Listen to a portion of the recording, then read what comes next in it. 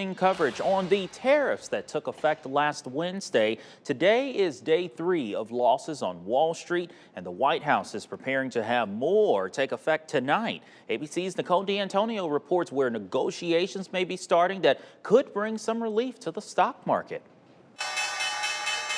This morning, a big jump up on the big board. The Dow Jones opened 1,300 points higher. The other indexes also opened higher with hints of peace talks in the trade war.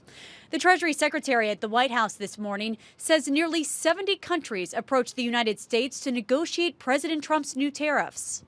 You're starting to negotiate. How soon do you think we could see some deals be made? Well, we have one of the Vietnamese officials coming in this week. The Japanese are very eager to get over, and I think you're going to see a couple of big trading partners do deals very quickly. But China today vowing a fight to the end over trade tariffs.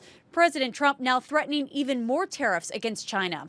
The president vowing an additional 50% tariff if China does not step back from its 34% tariff on all imported U.S. goods. With China, as you know, against my statement, they put a 34% tariff on above what their ridiculous tariffs were already. And I said, if that tariff isn't removed by tomorrow at 12 o'clock, we're putting a 50% tariff on above the tariffs that we put on. This would bring the tariffs on China effectively to more than 100%. A spokesperson with the Chinese Ministry of Commerce calling the reciprocal tariffs a bullying practice. Some economists saying some of the mixed messaging is adding to the uncertainty in the financial markets. Well, what we're seeing is the stock market look for any signs that this is a negotiating tool and not an end game when it comes to tariffs.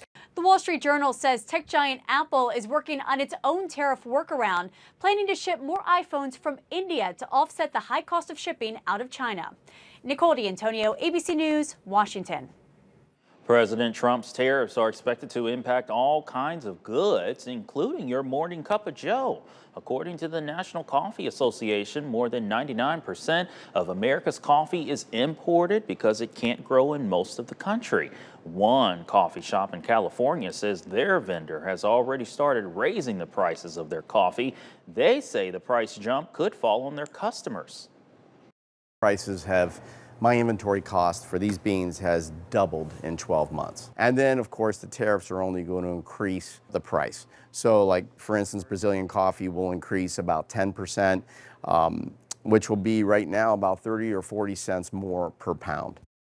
Another change coffee shops could make to save money is to limit the amount of the product they order, meaning there would be less available to purchase.